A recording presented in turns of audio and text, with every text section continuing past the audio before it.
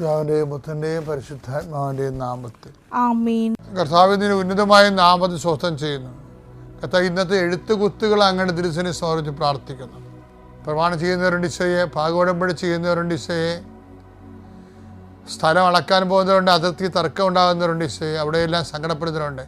എന്ത് കാര്യത്തിലാണോ എൻ്റെ ദൈവപൈതലെ നീ സങ്കടപ്പെടുന്നത്, അവിടെ നിൻ്റെ കൂടെ മാലാഖയും പരിശുദ്ധ അമ്മയും കൂടെ ഉണ്ടാകും.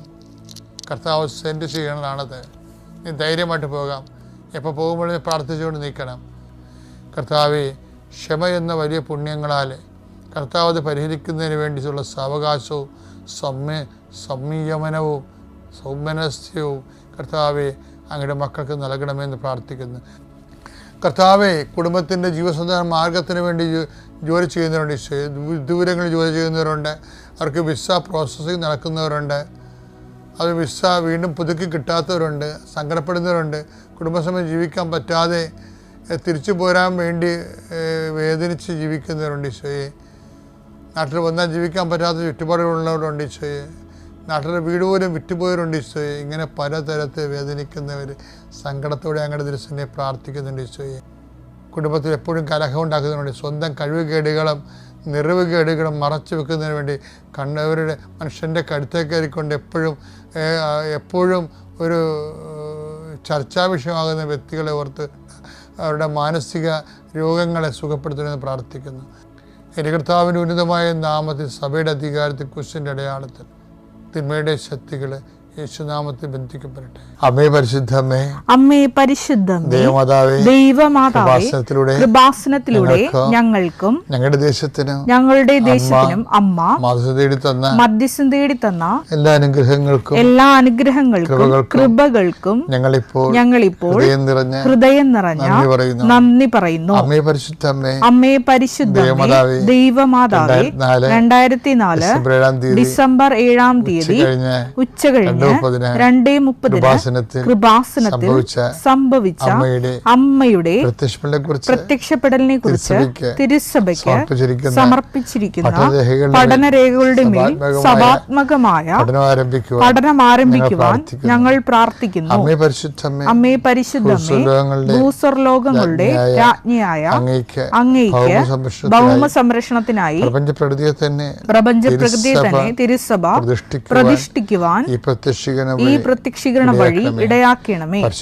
പരിശുദ്ധമ്മേ, ജപമാല മാതാവേ, സകല കൃപാസനം പ്രാർത്ഥനകളോടും ചേർത്ത് ഞങ്ങളിപ്പോൾ പ്രാർത്ഥിക്കുന്ന ഈ കുടുംബത്തിന്റെ പ്രത്യേക നിയോഗം പറമക്കളെ.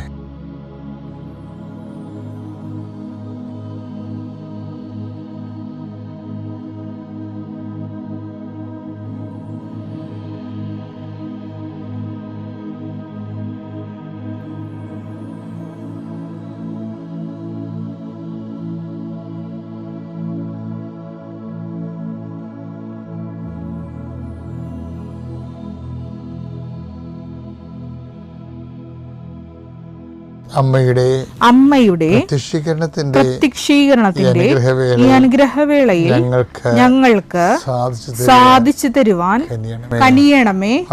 ആമേൻ. സ്വർഗ്ഗസ്ഥനായ ഞങ്ങളുടെ പിതാവേ, അങ്ങയുടെ നാമം പൂജിതമാകണമേ. അങ്ങയുടെ രാജ്യം വരണമേ. അങ്ങയുടെ തിരുമനസ് സ്വർഗത്തിലെ പോലെ ഭൂമിയിലും ആകണമേ. അന്നു വേണ്ടുന്ന ആഹാരം ഇന്ന് ഞങ്ങൾക്ക് തരണമേ.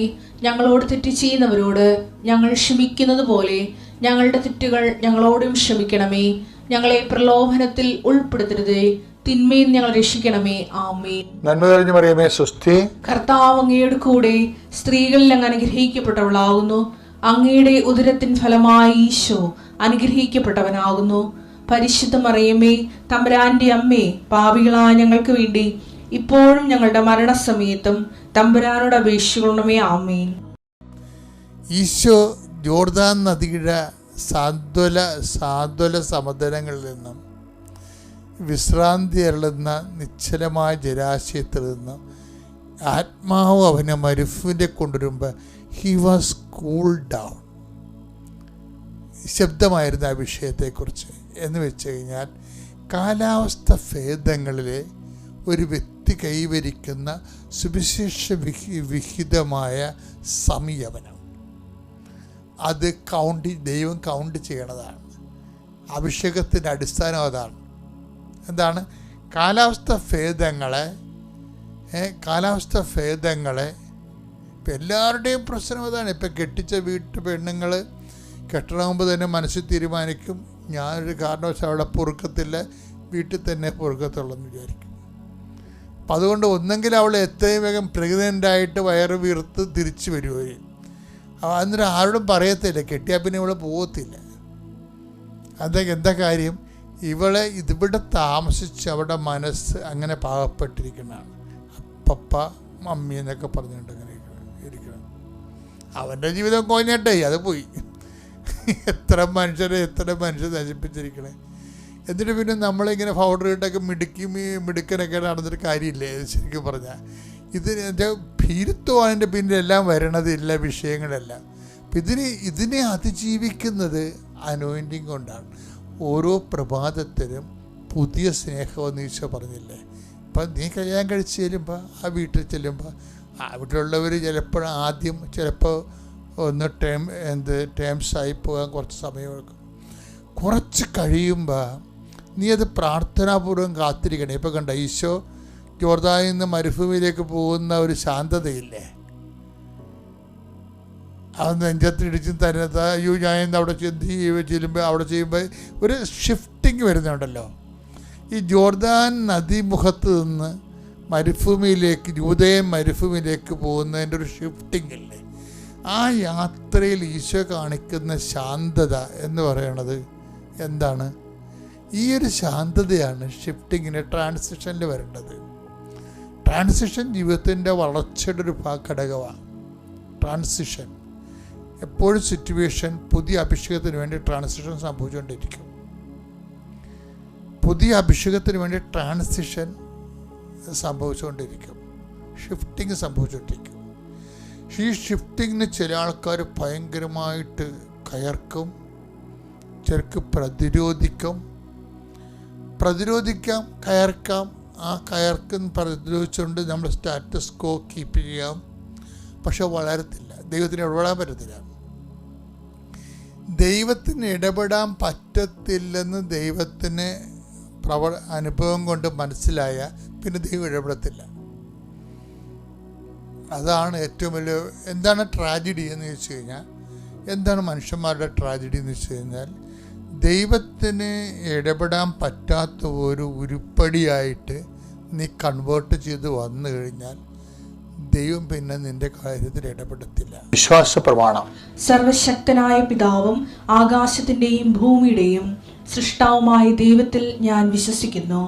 അവിടുത്തെ ഏകപുത്രനും ഞങ്ങളുടെ കർത്താവുമായ ഈശോമിശിഹായിലും ഞാൻ വിശ്വസിക്കുന്നു. ഈ പുത്രൻ പരിശുദ്ധാത്മാവിനാൽ ഗർഭസ്ഥനായി കന്യകാമറിയത്തിൽ നിന്ന് പിറന്ന് പൊന്തിയോസ് പീലാത്തോസിന്റെ കാലത്ത് പീഡകൾ സഹിച്ച് കുരിശിൽ തറയ്ക്കപ്പെട്ട് മരിച്ച് അടക്കപ്പെട്ട് പാതാളങ്ങളിൽ ഇറങ്ങി മരിച്ചവരുടെ ഇടയിൽ നിന്ന് മൂന്നാം നാൾ ഉയർത്ത് സ്വർഗത്തിലേക്ക് എഴുന്നള്ളി സർവശക്തിയുള്ള പിതാവായ ദൈവത്തിന്റെ വലതുഭാഗത്തിരിക്കുന്നു. അവിടെ നിന്ന് ജീവിക്കുന്നവരെയും മരിച്ചവരെയും വിധിക്കുവാൻ വരുമെന്നും ഞാൻ വിശ്വസിക്കുന്നു. പരിശുദ്ധാത്മാവിലും ഞാൻ വിശ്വസിക്കുന്നു. വിശുദ്ധ കത്തോലിക്കാ സഭയിലും പുണ്യവാന്മാരുടെ ഐക്യത്തിലും പാപങ്ങളുടെ മോചനത്തിലും ശരീരത്തിന്റെ ഉയർപ്പിലും നിത്യമായ ജീവിതത്തിലും ഞാൻ വിശ്വസിക്കുന്നു. ആമേൻ. പരിശുദ്ധ പരമദിവ്യകാരുണ്യത്തിന് എന്നേരവും ആരാധനയും സ്തുതിയും പുകഴ്ചയും ഉണ്ടായിരിക്കട്ടെ. പരിശുദ്ധ പരമദിവ്യകാരുണ്യത്തിന് എന്നേരവും ആരാധനയും സ്തുതിയും പുകഴ്ചയും ഉണ്ടായിരിക്കട്ടെ. ഉടമ്പടി ഉണ്ടാകുന്നൊരു വിഷയം ഈ ദൈവ സ്പേസിൽ ദൈവം മാത്രം ചെയ്യുന്ന ചില കാര്യമുള്ളത് കൊണ്ട് മനുഷ്യൻ്റെ കയ്യിൽ നിന്ന് അത് വിട്ടുപോയാലും പിന്നെയും നമുക്ക് പ്രതീക്ഷിക്കാം. എന്താ കാര്യം? ദൈവത്തിൻ്റെ അതർ എൻഡിൽ ദൈവമുണ്ട്. കാരണം ബൈലാറ്ററൽ എഗ്രിമെൻറ്റിലാണ്. മനുഷ്യൻ്റെ കയ്യിൽ നിന്ന് അത് വിട്ടുപോയാലും നമുക്ക് പിന്നെ ഹോപ്പുണ്ട്. അതാണ് ഈ ഉടമ്പടി ഏറ്റവും വലിയ ഗുണം. അതാണ്. ചിലപ്പോൾ നമ്മുടെ മനുഷ്യൻ്റെ കയ്യിൽ നിന്ന് വിട്ടുപോകും. പക്ഷേ എന്നാലും ഇപ്പം നിങ്ങളുടെ പഠനമോ അല്ലെങ്കിൽ നിങ്ങളുടെ വസ്തു എടുക്കണതോ അല്ലെങ്കിൽ നിങ്ങളുടെ രോഗത്തെക്കുറിച്ച് ഡോക്ടർ പറഞ്ഞിരിക്കുന്നത് ഇനി അറിയിക്കേണ്ടവരൊക്കെ അറിയിക്കാൻ പറഞ്ഞാലും എഴുതി തള്ളിയാലും അതുപോലെ ഇങ്ങനെ എന്ത് മനുഷ്യൻ്റെ കയ്യിൽ നിന്ന് വിട്ടുപോയാലും പിന്നെയും നമുക്ക് ഹോപ്പുണ്ട്. എന്താ കാര്യം? ദൈവത്തിൻ്റെ അതർ എൻഡിലുള്ള ദൈവമാണ്. നിങ്ങളെപ്പോഴും ചെയ്യേണ്ടത് നിങ്ങളെ വിശ്വാസത്തെ മുറുകെ പിടിക്കണം. നേടിയതിനെ എപ്പോഴും മുറുകെ പിടിക്കണം. Take the word of God. ശ്രുതിയുടെ ഹല്ലേലൂയ. നേടിയതിനെ ഹല്ലേലൂയ ഹല്ലേലൂയ ഹല്ലേലൂയ. യേശുവേ നന്ദി. ഹല്ലേലൂയ ഹല്ലേലൂയ. യേശുവേ ആരാധന ആരാധന ആരാധന ആരാധന. യേശുവേ മഹത്വം മഹത്വം മഹത്വം. ആരാധന ആരാധന. ഹല്ലേലൂയ ഹല്ലേലൂയ ഹല്ലേലൂയ. ഈശോയേ ദിവ്യകാരുണ്യം അരുളി പാടി വാഴ്ത്താം പാടി വാഴ്ത്താം പാവന സ്നേഹമേ പാടി വാഴ്ത്താം പാടി വാഴ്ത്താം പാവന സ്നേഹമേ. ഫിലിപ്പി 3:16. ഫിലിപ്പി 3:16. എന്നാൽ നേടിയെടുത്തതിനെ മുറുകെ പിടിച്ചുകൊണ്ട് തന്നെ ആവണം നമ്മുടെ പ്രവർത്തനം. പോരെ?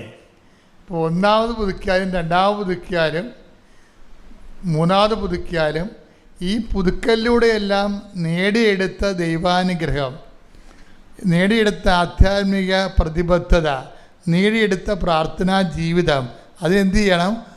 മുറുകെ പിടിച്ചുകൊണ്ട് വേണം നമ്മുടെ പ്രവർത്തനം. അല്ലാതെ ഒന്നാമത് ഉണ്ടായിരുന്ന അരൂപി ഇപ്പോഴില്ലെന്ന് പറയാൻ പറ്റത്തില്ല. അപ്പോൾ ഉടമ്പടി ബ്രേക്കാവും. കാര്യം ദൈവം, അത് ഞാൻ പറഞ്ഞില്ലേ, ദൈവം ഒന്നും മറക്കത്തില്ലെന്ന് പറഞ്ഞില്ലേ.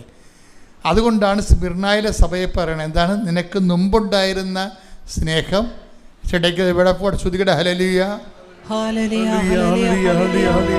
യേശുവേ നന്ദി. ഹല്ലേലൂയ ഹല്ലേലൂയ ഹല്ലേലൂയ. യേശുവേ ആരാധന ആരാധന ആരാധന ആരാധന.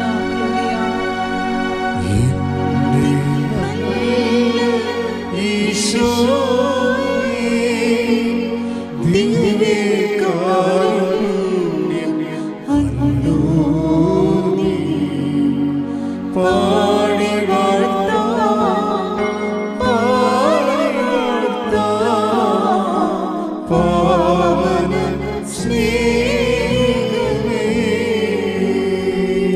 വെളിപാട് 2:4-5. വെളിപാട് 2:4.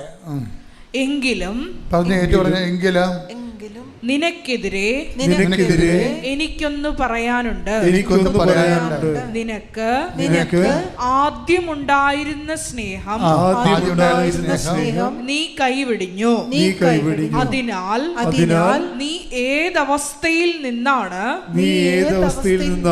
അധപ്പതിച്ചതെന്ന് ചിന്തിക്കുക. അനുദപിച്ച് ആദ്യത്തെ പ്രവൃത്തികൾ ചെയ്യുക.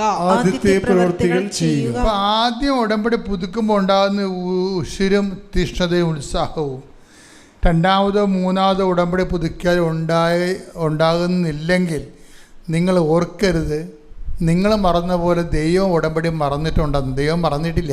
ദൈവം പറഞ്ഞു കേട്ടില്ലേ, ഞാൻ ആദ്യം നിനക്ക്, നീ എന്തുമാത്രം ദൈവസ്നേഹത്തിൽ വളർന്ന ഒരു ദിവസം എനിക്കറിയാം. അത് എൻ്റെ രജിസ്റ്റർ ചെയ്തിട്ടുണ്ട്. അത്രയും ചൈതന്യം ഇന്ന് നിനക്കില്ല എന്ന് പറയുകയാണ്. അതുകൊണ്ടാണ് ഈ പറയുന്നത്, നേടിയെടുത്തതിനെ മുറുകെ പിടിച്ചുകൊണ്ട് വേണം നമ്മുടെ പ്രവർത്തനം. പ്രാർത്ഥിക്കുക. കർത്താവ് ദൈവമേ, ഓരോ തവണകള് ഉടമ്പടി പുതുക്കുമ്പോൾ മുമ്പത്തെക്കാൾ ചൈതന്യത്തോടെ ദൈവത്തിന് പ്രയോജനമുള്ള സുവിശേഷ വേലക്കാരായി സാക്ഷികളായി എന്നെ ഉയർത്തണമേ, എന്നെ വളർത്തണമേ. ശ്രദ്ധിക്കട്ടെ.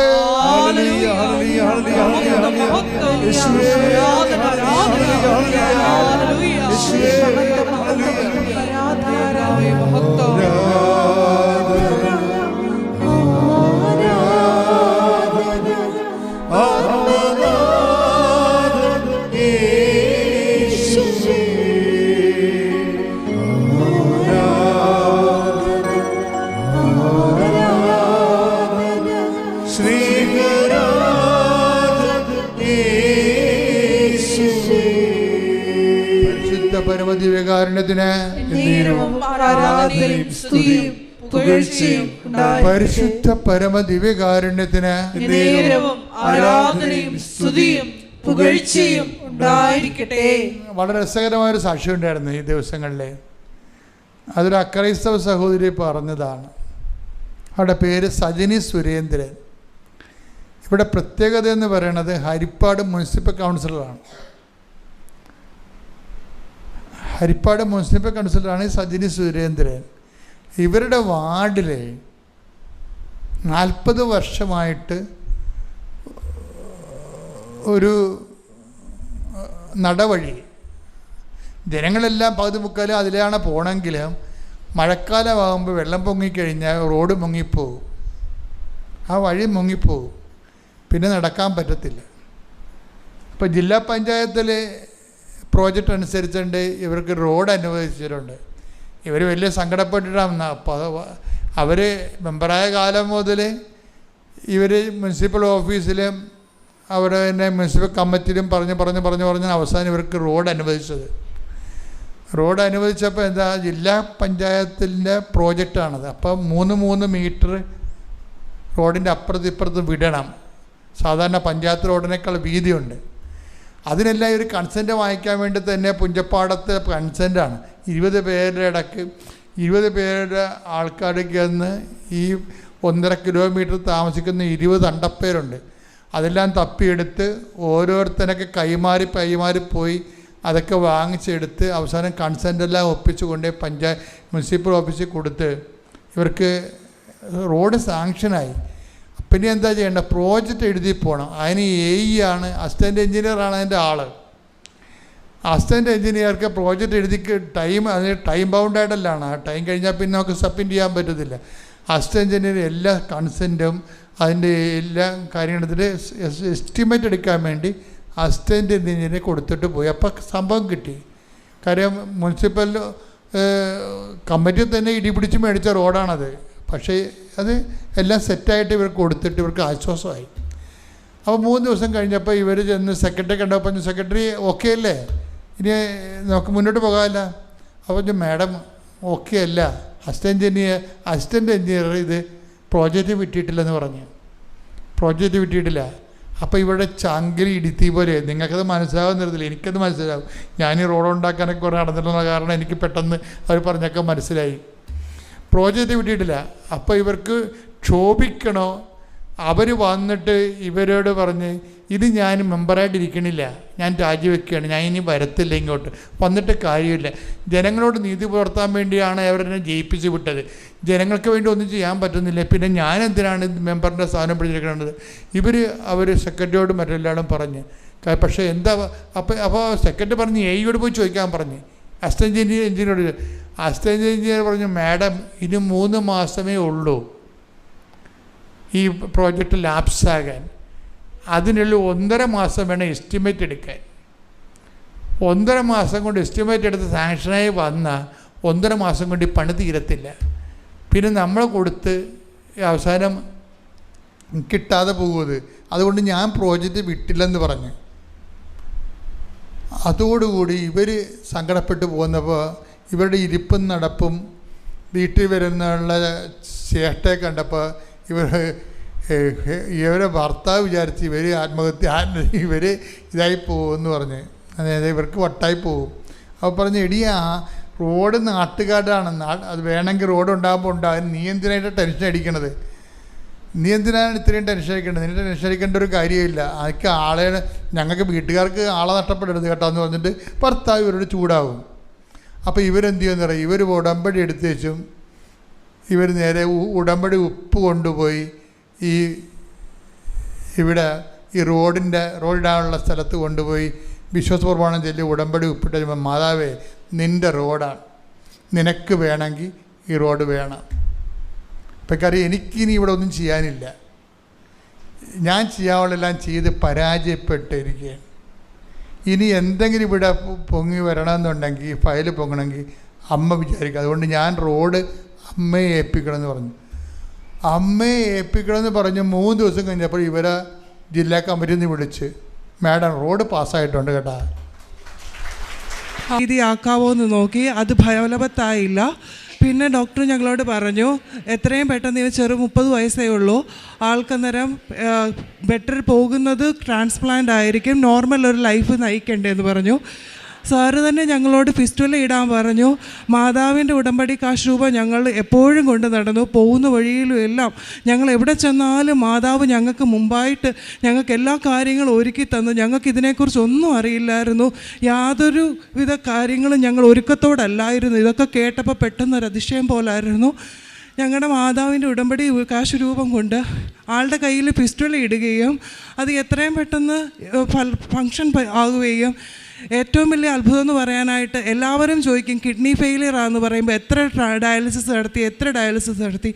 ഈ ട്രാൻസ്പ്ലാന്റ് ഈ ജനുവരി 14-ാം തീയതി ആയിരുന്നു, ഡിസംബർ 14-ാം തീയതി ആയിരുന്നു.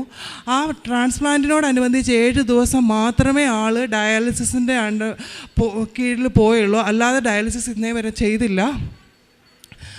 എല്ലാ കാര്യങ്ങളും മാതാവ് ഞങ്ങൾക്ക് എല്ലാം മുന്നമേ ഞങ്ങളുടെ രീതിയിൽ. ആളുടെ അമ്മ 55 വയസ്സുണ്ട്. ഞങ്ങൾക്ക് പുറമേ നിന്ന് കിഡ്നി എടുക്കാനുള്ള ഒരു സാമ്പത്തിക അവസ്ഥയല്ലായിരുന്നു. ആളുടെ സിസ്റ്റർ ഞങ്ങളെ സഹായിച്ചു സാമ്പത്തികമായി. ആളുടെ അമ്മ ഞങ്ങൾക്ക് വേണ്ടി മുന്നോട്ട് വന്നു. ഞങ്ങൾക്കൊരു ജീവിതം തരുവാനായിട്ട് അമ്മ കിഡ്നി ഞങ്ങൾക്ക് ദാനം ചെയ്തു. എല്ലാ കാര്യങ്ങളും ഇത്രത്തോളം ഭംഗിയായി. ആൾക്കിപ്പോൾ ഈ മാർച്ച് 14 ആകുമ്പോൾ 3 മാസമാകും. യൂറിൻ ഔട്ട്പുട്ടും എല്ലാം ഭംഗിയായിട്ട് ഇപ്പോഴും പോകുന്നു. മാതാവ് ഞങ്ങളുടെ ജീവിതത്തിൽ നിന്ന് എല്ലാ കാര്യങ്ങൾക്കും നന്ദി. അതുപോലെ ഞങ്ങളുടെ അടുത്തുള്ള റൂമിൽ ഇതുപോലെ കിഡ്നി 2 ഫെയിലിയറായി. 2 കിഡ്നിയിലും മുഴകളായിട്ട് അവർ ഖത്തറിൽ നിന്ന് വന്ന ബാങ്കിൽ ജോലിക്കാരാണ്. അവർ ഖത്തറിൽ നിന്ന് വന്നതാണ്. ഞങ്ങളുടെ കയ്യിൽ ഞങ്ങൾക്ക് മാതാവ് ചെയ്തു തന്ന എല്ലാ കാര്യങ്ങളും ഞങ്ങൾ മാതാവിന് അവരോട് ഞങ്ങൾക്ക് സാക്ഷീകരിക്കാൻ, ഞങ്ങളുടെ ഹോസ്പിറ്റലിൽ വാസത്തിൽ ഞങ്ങൾക്ക് ഞങ്ങളുടെ ജീവിതത്തിൽ മാതാവ് ചെയ്തു തന്ന ചെറുതും വലുതുമായ ഓരോ കാര്യങ്ങളും ഞങ്ങൾക്ക് മാതാവ് ചെയ്ത എല്ലാ കാര്യങ്ങളും ഞങ്ങൾക്ക് സാക്ഷീകരിക്കാൻ ഞങ്ങൾക്കിടയായി. ഞങ്ങളുടെ കയ്യിലുണ്ടായിരുന്ന ഉടമ്പടി തൈലം ഞങ്ങൾ വെച്ച് ആൾക്ക് വേണ്ടി പ്രാർത്ഥിച്ചു. ആളുടെ മുഴ അന്ന് രാത്രിയിൽ സർജറിക്ക് എടുക്കണമെന്ന് പറഞ്ഞ ആ ആളുടെ മുഴ ദൈവം അത്രയും പെട്ടെന്ന് അത് ചുരുങ്ങി. അന്നേരം ഡോക്ടർ തന്നെ സ്കാനിങ്ങിലൂടെ പറഞ്ഞു ആൾക്ക് സർജറി ചെയ്യേണ്ട ആവശ്യമില്ല, ആ കിഡ്നി നോർമൽ ഫങ്ഷനാണ് ഇപ്പോൾ ചെയ്യുന്നത്, കുഴപ്പമില്ല, അത് നോർമൽ ആയിക്കോളൂ എന്ന് പറഞ്ഞു. ഞങ്ങൾക്ക് ജീവിതത്തിൽ ചെയ്ത എല്ലാ അനുഗ്രഹങ്ങൾക്കും മാതാവിന് നന്ദി പറയുന്നു. അമ്മയ്ക്കും തിരുകുമാരനും 1000 നന്ദി. എൻ്റെ പേര് അനിഷ സാബു. ഞാൻ തിരുവനന്തപുരത്ത് നിന്നാണ് വരുന്നത്. കഴിഞ്ഞ സെപ്റ്റംബറിലാണ് ഞാൻ ഉടമ്പടി എടുത്തത്. എനിക്ക് മോൾക്ക് 1 വയസ്സായപ്പോൾ വയറ്റിൽ ഒരു വേദനയും ഗ്യാസും ഉണ്ടായി. അങ്ങനെ ഞങ്ങൾ ബഹ്റൈനിലായിരുന്നു. അവിടെ 2-3 ഹോസ്പിറ്റലിൽ കാണിച്ചു, കുഴപ്പമില്ല, വെള്ളം നിറഞ്ഞു കിടക്കുകയാണ്, സ്കാനിങ് ചെയ്തപ്പോൾ നിറഞ്ഞു കിടക്കുകയാണെന്നാണ് പറഞ്ഞിരുന്നത്. വീണ്ടും ഒരു ഹോസ്പിറ്റലിൽ കാണിച്ചു, അപ്പോഴും ബ്ലഡ് ചെക്ക് ചെയ്യാൻ പറഞ്ഞു, ബ്ലഡിൽ വേരിയേഷൻ ഉണ്ടെന്ന് പറഞ്ഞു. നാട്ടിലോട്ട് പോയി ടെസ്റ്റ് ചെയ്ത് നോക്കാൻ വേണ്ടി പറഞ്ഞു. അങ്ങനെ നാട്ടിൽ വന്നു, CT സ്കാൻ എടുക്കാൻ പറഞ്ഞു. CT സ്കാൻ എടുത്തു. ലെഫ്റ്റ് ഓവറിയിൽ മുഴ ഉണ്ടായിരുന്നു, അത് പൊട്ടിക്കിടക്കുകയാണ്. അങ്ങനെ ക്യാൻസറാണ് എന്നാണ് പറഞ്ഞിരുന്നത്. അങ്ങനെ അത് പൊട്ടിക്കഴിഞ്ഞപ്പോൾ വയറ്റിൽ ഗ്യാസ് നിറഞ്ഞ് വയറുവേദനയും ഉണ്ടായിക്കൊണ്ടിരുന്നു. അങ്ങനെ എത്രത്തോളം ഇത് സ്പ്രെഡായിട്ടുണ്ടെന്ന് അറിഞ്ഞില്ല എന്ന് ഡോക്ടർ പറഞ്ഞു. സർജറി ഉടൻ വേണമെന്ന് പറഞ്ഞു. ആദ്യം ഒരു മൈനർ സർജറി കഴിഞ്ഞിരുന്നു. അന്നേരമാണ് അമ്മയെക്കുറിച്ച് എൻ്റെ ചേച്ചി കൃപാസന അമ്മയെക്കുറിച്ച് പറഞ്ഞ് ഞങ്ങൾ അറിയുന്നത്. ഉടനടി ഓൺലൈൻ ഉടമ്പടി എടുത്തിരുന്നു. ഓൺലൈൻ ഉടമ്പടി എടുത്ത് ഞങ്ങൾ തുടർന്ന് സായാഹ്ന പ്രാർത്ഥനയും പ്രത്യക്ഷീകരണ പ്രാർത്ഥനയും എല്ലാം ചൊല്ലി അമ്മയെ നന്നായിട്ട് പ്രാർത്ഥിക്കുമായിരുന്നു. അടുത്ത സർജറിക്ക് 1 ആഴ്ച മുന്നേ എൻ്റെ ഹസ്ബൻഡ് വന്നിരുന്നു. അതിനു മുമ്പേ 4 കീമോ കഴിഞ്ഞു. വന്നിരുന്നപ്പോൾ ഞങ്ങൾ ഇവിടെ വന്ന് ഉടമ്പടി എടുത്തു സർജറി കഴിഞ്ഞു. സർജറി കഴിഞ്ഞതിന് ശേഷവും ഉടമ്പടി പുതുക്കാനായിട്ട് വീണ്ടും വന്നു. അച്ഛൻ്റെ അനുഗ്രഹവും സൈത്തും പൂശി ഞങ്ങൾ അനുഗ്രഹവും വാങ്ങി പോയി. എനിക്ക് എൻ്റെ മക്കളുടെ അടുത്ത് പോകണമെന്നും എൻ്റെ ഈ അസുഖം പൂർണ്ണമായി മാറണമെന്നുമുള്ള ഉടമ്പടിയായിരുന്നു ഞാൻ ആദ്യം നിയോഗത്തിൽ വെച്ചിരുന്നത്. അപ്പോൾ എനിക്ക് അത് ഇപ്പോൾ ഞാൻ കഴിഞ്ഞ ആഴ്ച ഈ ടെസ്റ്റ് ചെയ്യാൻ വേണ്ടി പോയി. ക്യാൻസറിൻ്റെ ടെസ്റ്റ് ചെയ്യാൻ വേണ്ടി പോയപ്പോൾ ഡോക്ടർ പറഞ്ഞു പൂർണ്ണമായി മാറിക്കഴിഞ്ഞു എന്ന് പറഞ്ഞു. അപ്പോൾ എനിക്ക് പൂർണ്ണമായി മാറി. എനിക്കിപ്പോൾ മരുന്നൊന്നുമില്ല. അമ്മയുടെ